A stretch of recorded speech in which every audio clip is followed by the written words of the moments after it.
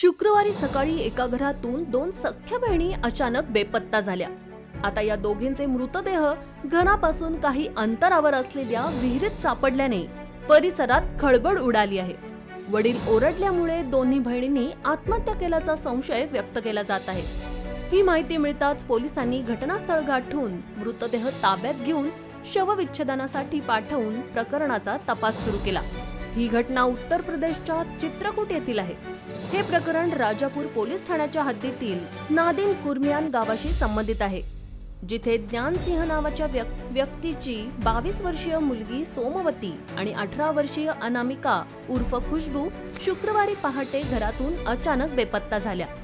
घरच्यांनी दिवसभर त्यांचा शोध घेतला, मात्र त्या कुठेच सापडल्या नाहीत। त्यानंतर आज दोन्ही बहिणींचे मृतदेह घरापासून काही अंतरावर असलेल्या विहिरीत तरंगताना आढळून आले।